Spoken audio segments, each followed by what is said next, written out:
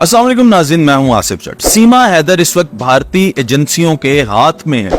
जो भारतीय एजेंसियां चाहती है वही सीमा हैदर कर रही है और इनका मकसद है मिलकर पाकिस्तान को डिफेम करना, पाकिस्तान के अंदर मजहबी इंतशार फैलाना। मैं आपको सबूत के साथ आज ये वीडियो दिखा रहा हूं, आप खुद एनालाइज कर सकेंगे, आप खुद समझ सकेंगे कि किस तरह सीमा भारतीय एजेंसियों के हाथ में है। सबसे पहले समझने के लिए बात जहां से शुरू हुई वहां पे चलते हैं। सीमा जाती है इनलीगल तरीके से बगैर वीजा के इंडिया के अंदर और वहां पे जाके ये यूपी में रुकती है और यूपी के चीफ मिनिस्टर है योगी साहब। योगी साहब को जब पता चलता है कि पाकिस्तान से एक नारी आई है और उसने फिर हिंदू मजहब को अपनाया है, तो वो सरकारी सतह पे ऐलान करते हैं कि इसके बच्चों को सारी जिंदगी मुफ्त तालीम देंगे।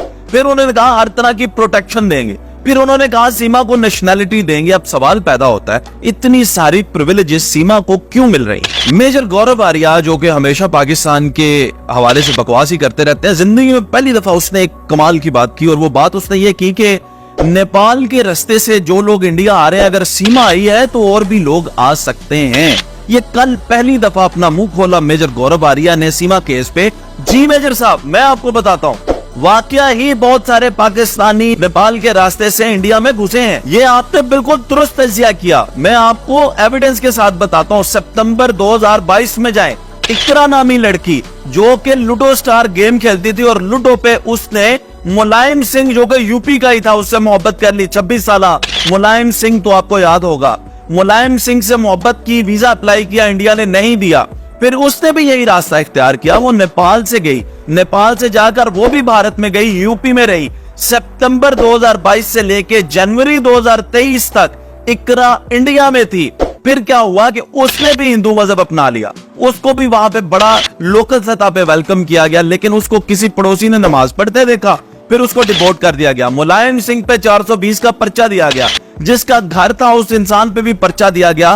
तो सीमा को इतनी प्रिविलेजेस क्यों मिल रही हैं? सीमा के साथ तो 4 बच्चे भी हैं जो मासूम हैं, जिनका बाप कोई और है। अच्छा, मैं सीमा को सीमा हैदर ही कहूंगा। सीमा हैदर इसलिए कहूंगा, सीमा सचिन नहीं है। जब तक इस्लाम में आपको तलाक नहीं हो जाती या आपको अदालत किसी के निकाह से आजाद नहीं कर देती, आप तो उसकी की बीवी रहती हैं। तो अभी तक सीमा हैदर की बीवी है, इसको सीमा हैदर ही कहना चाहिए। इंडियन मीडिया वाले भी समझदार हैं, उसको सीमा हैदर ही कहते हैं। आगे चलें, जरा सीमा के बारे में चंद बातें देखते हैं। हम बहुत करीब थे, यानी हम इंटरव्यू करने वाले थे सीमा के। आपको पता है हमने जूम के जरिए से सीमा के शोहर हैदर का भी इंटरव्यू किया था और जूम के जरिए हम सीमा का भी इंटरव्यू करने वाले थे और सरकारी सतह पे हमें मना किया गया। इंडिया में सरकारी सतह पे हमें रोक दिया गया कि आप मुसलमान हैं, इसलिए आप सीमा का इंटरव्यू नहीं कर सकते। ये अब सोचें, इस वक्त सीमा के पास कोई मुसलमान नहीं जा सकता। अब जरा आगे चलते हैं। एक मजहब में आपने, उसने कहा कि मेरी 25-26 साल उम्र है, आपने जो उम्र गुजारी है उस मजहब के बारे में पता है क्या? सीमा को आपने भी देखा, एक एंकर जाता है उसके पास, वो चंद सवालात पूछता है। जब नमाजों का पूछा तो फजर के बाद उसको मगरिब याद आ गई। फजर, ये मगरिब। फिर उसने रकात पूछी तो फजर की रकात नहीं उसको आई। चले, हो सकता है जी किसी मुसलमान को ये भूल भी गई हूँ। उसके अलावा उसने कहा मुझे कोई आयत भी याद नहीं है, कुल हु अल्लाहु अहद भी उसको याद नहीं आई। जी सूरत आती है, सुना दीजिए। मैं भूल गई हूँ सर, सॉरी। आखिर सीमा पहुंच किस स्टेज पे गई है? ये हो क्या रहा है? क्योंकि 2 दिन वो रुकी है जेल में और उसने कहा मैंने 2 दिन के अंदर इतनी वहां पे पूजा पाठ की है कि मुझे वो अब याद है और मैं मजहब इस्लाम जो है वो भूल चुकी हूँ। 26 साल जिस मजहब के अंदर गुजारे वो भूल गई और पूजा पाठ जो है इसको याद है। 2 दिन जो इसने की है इसकी माता ने इससे करवाई। जेल में थी तब भी हमने पूजा खूब करी, यहाँ आई तब भी मम्मी ने पूजा कराई, वो अब इसको याद है। तो ये मशकूक बातें हैं सीमा के हवाले से जो ये जाहिर करती हैं कि ये इंडियन एजेंसियों की औरत है। अब आप खुद सोचें, सीमा का पहला शोहर जो हैदर है वो भी एक नॉर्मल सी शक्ल का आदमी है और फिर अब जो सचिन से उसने शादी की है उस पर तो वैसे ही उससे ज्यादा ही मुझे कहना नहीं चाहिए, पर लेकिन वो उससे भी गया गुजरा सा बेचारा लग रहा है। 4 बच्चों का बोझ भी उस पर पड़ गया, अपने भी उसके बच्चे हो जाएंगे, वो कैसे संभालेगा? और फिर कहती है कि सचिन तो बड़े मासूम है।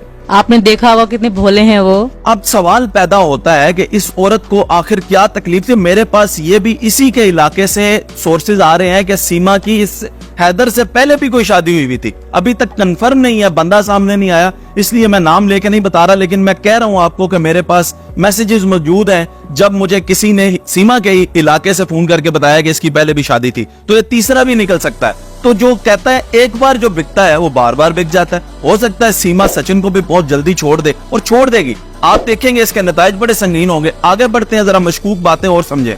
ये जो बात मैं अब आपको बताने जा रहा हूं ना, ये इंतहाई खतरनाक है और ये वो बात है जो सीमा और एजेंसियां मिलके पाकिस्तान में प्रोपेगेंडा करना चाहते हैं। सीमा ने कहा कि मेरी पाकिस्तान में ना हिंदू सहेलियां थी, ताकि जो इसके इलाके के लोग हैं वो भड़के और हिंदू औरतों पे जुल्म करना शुरू कर दे और इंटरनेशनली पाकिस्तान गंदा हो कि हाँ जी पाकिस्तान में देखें हिंदुओं के साथ क्या सलूक होता है, जबकि ऐसा बिल्कुल भी नहीं है। पाकिस्तान में हिंदुओं को, सिखों को, ईसाइयों को इक्वल राइट्स हासिल है और बहुत मजे से अपनी वो जिंदगी गुजारते हैं। अगर किसी के हिंदू दोस्त है, मेरे ईसाई दोस्त है, मेरे हिंदू दोस्त है, मैंने तो आज तक कभी उन पर रिलीजन पे बात ही नहीं की, और अगर कभी हमारी डिस्कशन हो भी तो बड़ी हेल्दी डिस्कशन होती है। हमें तो कभी ऐसा महसूस नहीं हुआ कि वो अलग कम्युनिटी के लोग हैं। लेकिन सीमा ने ये बात इसीलिए की है ताकि पाकिस्तान के अंदर इंतशार फैल सके। सीमा के बच्चे हिंदुस्तान जिंदाबाद के नारे लगा रहे हैं। अब सोचने की बात है, हिंदुस्तान जिंदाबाद के नारे बच्चों को क्या पता, हिंदुस्तान जिंदाबाद, हिंदुस्तान जिंदाबाद। जिन्होंने सारी जिंदगी पाकिस्तान जिंदाबाद कहा हो, वो हिंदुस्तान जिंदाबाद के नारे क्यों लगाएंगे? कौन कह रहा है उनको? तो मैंने जैसे आपको पहले बताया, ये एजेंसियों का काम है। आगे चलते हैं। अब लोग सवाल उठाते हैं सीमा की जुबान पे, बिल्कुल दुरुस्त सवाल उठाया जाता है। सीमा जो सिंध में पली बड़ी, सिंधी लोग हमारे भाई है, बड़ी मीठी इनकी जुबान है, मुझे इतनी प्यारी लगती है। और 20-20 साल भी कराची में जो सिंधी लोग रहते हैं ना, उनकी जुबान का तलफ्फुज उर्दू क्लियर नहीं होता, उनमें सिंधी टच आता है, वो बोलते हैं पता चल जाता है सिंधी भाई।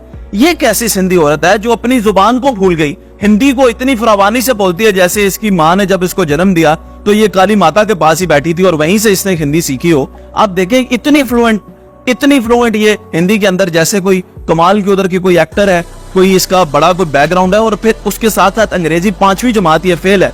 तो ये सारी बातें इसको बनाती है मशकूक। अब जरा अगली बातें सुने। 21 साल इसकी उम्र बनती है इसके आईडी कार्ड के मुताबिक, जबकि इंटरव्यूज में इसने अपनी 26 साल उम्र बताई। दो इसके पास पाकिस्तानी आईडी कार्ड निकलते हैं, दो इसके पास आधार कार्ड निकलते हैं जो कि इंडिया के रेजिडेंट कार्ड होते हैं। उसके अलावा इसके पास बेफाम मुख्तलिफ किस्म के निकलते हैं। मोबाइल फोन जो इसका पाकिस्तानी वहां से बरामद हुआ है वो टूटा हुआ है, उसमें से मैसेज डिलीट है। जो भारतीय सिम वाले मोबाइल है वो इसके उनके पास ग्रिप में है, उन्होंने ले लिए। अब सोचने की बात यह है कि ये सारे के सारे जो एविडेंस आते हैं वो सीमा को मशकूक बनाते हैं, और जितनी प्रिविलेज और जितना हिंदू लोग उसको आके प्यार दे रहे हैं और उठा रहे हैं, मुझे तो लगता है कल को इसको कोई देवी बना के पूजना ही ना शुरू कर दें, उनका पता भी नहीं चलता, किसी को भी कुछ बना लेते हैं। लेकिन ये सारी बातें बनाती है मशकूक, और आप भी फैसला करें कि क्या सीमा भारतीय एजेंट है या नहीं है।